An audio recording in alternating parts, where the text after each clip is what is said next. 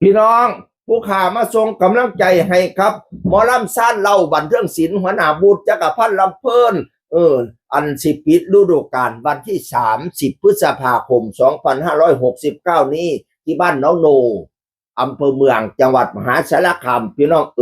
ฤดูกาลที่4ปิดฤดูกาลที่4ปีหน้าสิเป็นฤดูกาลที่5จากหมอลำที่เริ่มต้นจากศูนย์หมอลำเริ่มต้นที่จากซานเหลาจริงๆไล่สดอยู่ตามซานเหลาช่วงโควิดจนกลายเป็นหมอลำคณะบักใหญ่ฤดูกาลที่5แล้วกับซานเหลาบันเทิงศิลป์บูธจักรพันธ์ลำเพลินพี่น้องปิดฤดูกาลวันที่30ไปกำลังใจน้ำกันเด้อพี่น้องเด้อ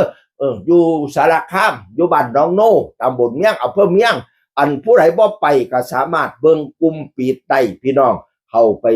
ซื้อบัตรกลุ่มปิดคนใดให้กำลังใจลูกหมอลำกำลังใจหลานพี่น้องกำลังใจทีมงานสั้นเล่าบันเทิงศิลป์ฤดูกาลที่4ปีหน้าฤดูกาลที่5นี่ข้าเจ้าสิล่ำ2สไตล์1เน้นเตยป้าขาดสไตล์ที่2เน้นล่ำพี่น้องเรื่องแรกเปิดเผยออกมาแล้วบ้านผีปอบพวงบ่เป็นปอบนะโชเฮ็ดโปรแกรมเฮ็ดป้ายโปสเตอร์โฆษณาก็ดีรูปพวงกินไก่พี่น้องผู้จัดการเอ็มออน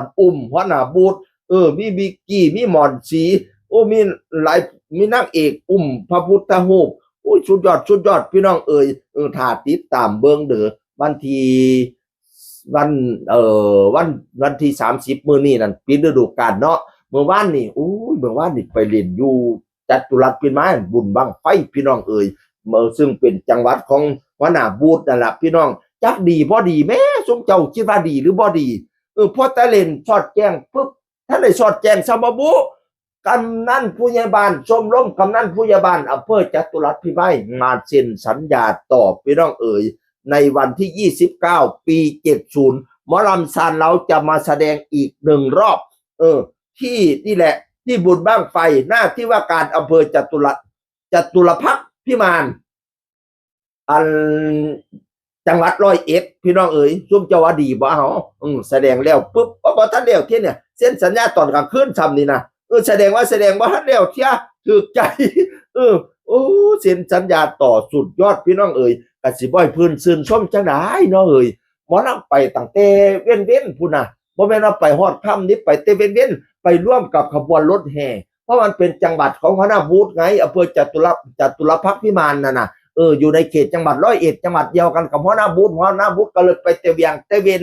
รวมแห่กับรถแห่วงเจริญพร้อมพระเจ้าเป็นหมอลำสายวัฒนธรรมอยู่แล้วเนาะพวกหมอลำเก่าหมอแค้นเก่าใส่สูทเบิ่งเซิงบังไฟไปเซิงกับพี่กับน้องฮะซึ่งแบบโบราณน่ะพี่น้องไทยบ้านก็ถึกอกถึกใจละเนาะไปร่วมงานตั้งแต่เวียงแต่เว้นพุ่นนะเส้นสัญญาต่อปีที่2เลยหัวหน้าบูธไล่ฝนให้อีกตั้งหากไปฮอดครึ้มฟ้าครึ้มฝนแล้วจัดการไว้ยาหนามึงยาหนามึงอย่ามาครึ้มฟ้าครึ้มฝนใส่มืองานหนาสู้มือก็บ่ครึ้มเราด่าสำนันฝ่ายเก่งจังฟังเลยมีของต้องหัวหน้าบูธมีของพี่น้องจักว่ามวนบ่มวนเขาเจ้าเบิ่งจนสอดแจ้งจางปางสว่างคาตาล่ำดีคักดีแน่หลายคนก็ประทับใจปีหน้าพ่อกันไหมว่าซั่นหัวหน้าบูธว่านั่นน่ะพี่น้องชื่นชมเด้อแล้วก็มาให้กำลังใจพร้อมเด้อวันที่30พ่อกันอยู่บ้านหนองโนปิดฤดูกาลตำบลเมืองอำเภอเมืองจังหวัดมหาสารคามผู้ใดบ่ได้ไปซื้อบัตรกลุ่มปิดด่วนให้กำลังใจฤดูกาลที่4ปิดฤดูกาลที่4กับหมอลำซานแล้วบันเทิงศิลป์นำทีมโดยหัวหน้าบูธจักรพันธ์ลำเพลินเสียงคนเก่าสู่ฟังสวัสดีครับ